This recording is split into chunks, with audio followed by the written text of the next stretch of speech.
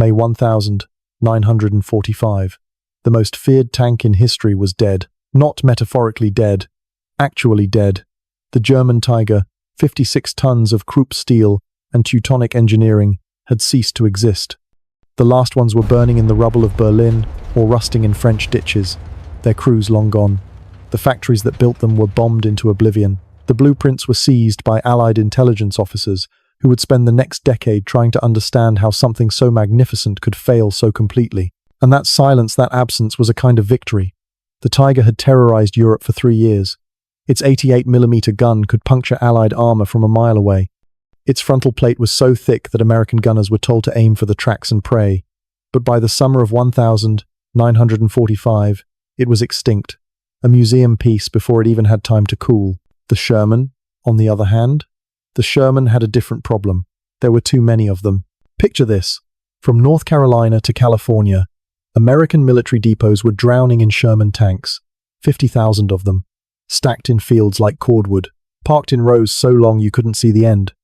Brand new ones still wrapped in factory grease sitting next to battle-scarred veterans with names like Fury and In the Mood painted on their turrets. The war was over, and suddenly the United States had more tanks than it knew what to do with. The Navy had a solution for its surplus. Obsolete warships and captured U-boats were towed out into the Pacific and used for target practice, sent to the bottom where they belonged, clean, final, dignified. But the Sherman? The Sherman was about to do something far stranger. It was about to refuse to die. And in that refusal, it would go from being called a death trap to becoming the most successful tank design in human history. This is the story of the Great Reversal, how the losing tank won the century. By 1946, you could buy a Sherman tank for less than a used Buick. I'm not exaggerating. The U.S. government was so desperate to clear warehouse space that it sold them for scrap prices, $300, sometimes less. Farmers bought them to use as tractors. Movie studios bought them to blow up in war films. One ended up as a roadside attraction outside a diner in Nevada. Another was converted into a snowplow in Alaska. The Sherman had become a punchline, a relic, the tank that was good enough to win but not good enough to be remembered. Historians were already writing its obituary, calling it adequate and numerous, and other words that damn with faint praise. The British had a crueler nickname for it during the war, the Ronson, as in the Ronson lighter. Lights first time, every time, because when a German shell hit a Sherman, it tended to burn. The early models stored their ammunition in sponsons along the hull walls, right where enemy fire would find it. Crews called it riding the bomb. 5 men in a steel coffin filled with high explosives, rolling into villages where 88mm guns waited in ambush. The Tiger, meanwhile, was already ascending into legend. Its crews had been the aristocrats of the Panzerwaffe. Its kill ratios were the stuff of military mythology. Even in defeat, it commanded respect. It had died like a warrior. The Sherman? The Sherman died like a rat, pushed into a surplus lot and sold for parts. But here's what the historians missed. Here's what everyone missed. Wars aren't won on spec sheets.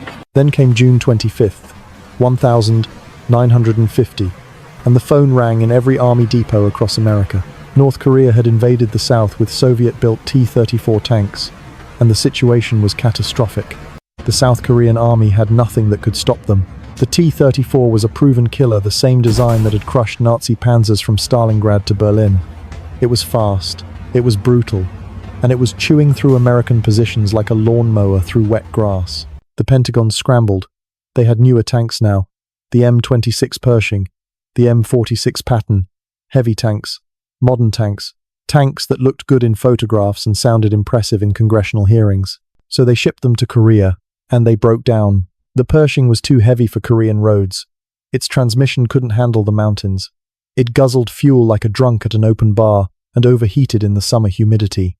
Maintenance crews were pulling their hair out. Tank commanders were screaming into radios. The modern American armor was failing in real time, and the North Koreans were still coming. You know what didn't fail? The old Shermans. Specifically, the M4A3E8 variant, the Easy 8.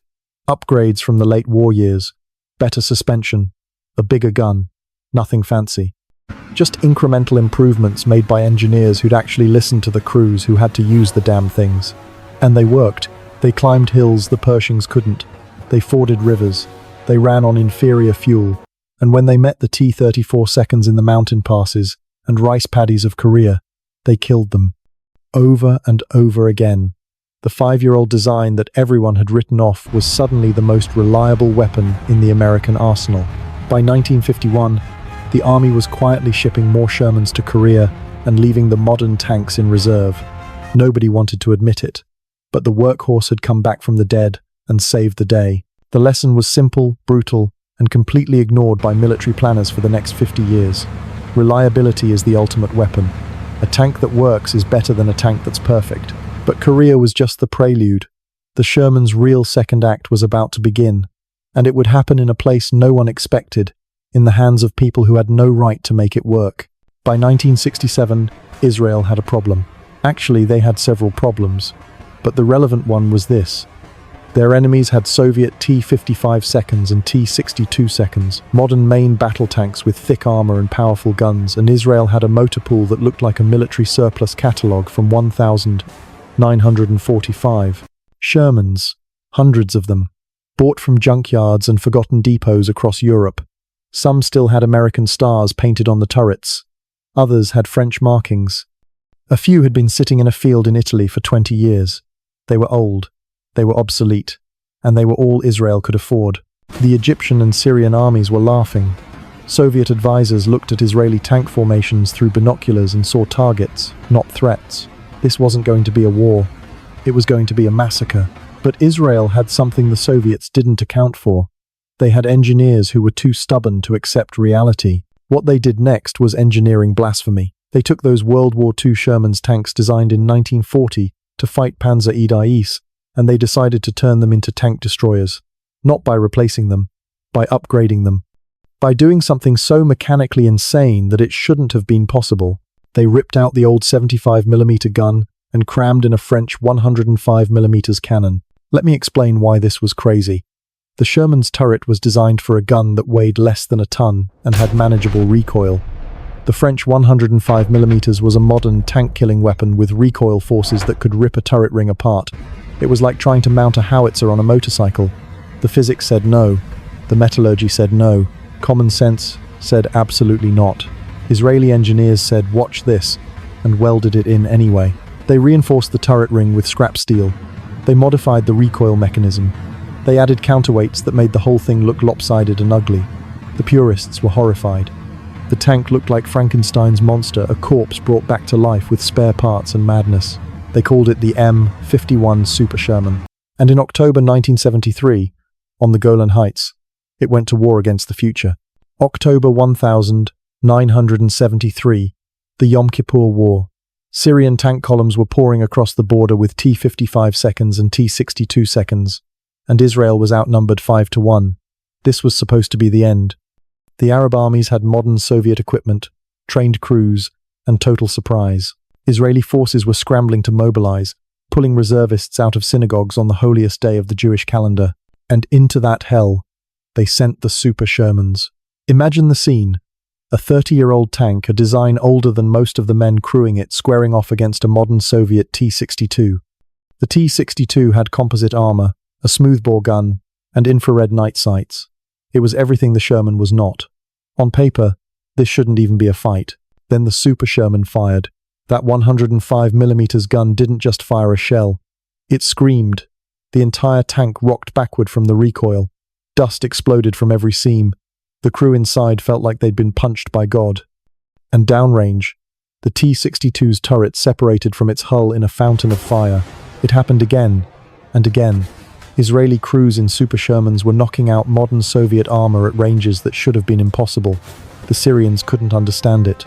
Their intelligence said the Israelis had old junk. Their own eyes were telling them something different. The Sherman, the tank that was supposed to be a relic, a joke, a museum piece, was killing the most advanced tanks the Soviet Union could field. By the end of the war, the Super Shermans had cemented their legend. They didn't win the war alone, but they bought time. They held ground. They proved that a 30-year-old chassis with the right gun and the right crew could still change the outcome of a modern battle. David had beaten Goliath again. Except this time, David was driving a tank from his grandfather's war. While historians were writing the Sherman's obituary, it was quietly becoming immortal. Japan used them into the 1945 970 seconds. Pakistan modified theirs with Soviet guns and fought them in Kashmir. Chile kept a battalion operational until the 1,980 seconds. Paraguay landlocked. Paraguay still had running Shermans in the 1,990 seconds, just in case. The Sherman didn't fade away. It metastasized. It became the genetic blueprint for armor across the developing world. Nations that couldn't afford modern tanks bought Shermans and made them modern. The Israelis sold their upgrade kits to anyone who asked. Soon you had Chilean Shermans with British guns, Pakistani Shermans with Chinese engines, and Frankenstein hybrids that would make a tank designer weep. Meanwhile, the Tiger? It's in museums, behind velvet ropes. The last one that could actually run is in a private collection in England, started up twice a year for wealthy history enthusiasts who pay a fortune to hear it idle. The Nazi wonder weapons, the Tigers, the Panthers, the King Tigers, they all died with the Reich. Beautiful, lethal, and completely extinct. They were too expensive, too complex, too perfect for a messy world. But the Sherman? The Sherman was too ugly to die, too simple to kill, too cheap to abandon. It survived because it was never trying to be the best. It was only trying to be enough. So here's the question history won't ask in textbooks. Who really won? The Tiger won every battle it showed up to. It had better armor, a better gun, better optics. On any given day, in any given engagement, you'd rather be in a Tiger than a Sherman. No question. But the Tiger fought for 3 years and vanished. The Sherman fought for 40 years and became a legacy. One was a masterpiece. The other was a survivor. And in the end, survival is the only score that matters. You can have the best tank in the world, but if you can't build enough of them, if you can't fix them in the field, if they're useless the moment the war changes, then you've just built an expensive coffin. The Sherman understood something that the German engineers never did. War is not a laboratory. It's chaos. And in chaos, the thing that keeps working, even if it's ugly, even if it's flawed, will outlast the thing that's perfect. So the next time someone tells you the Sherman was a bad tank, ask them this. If it was so bad, why is it still here? The Tiger is a legend. The Sherman is a survivor. And legends die. Survivors become immortal.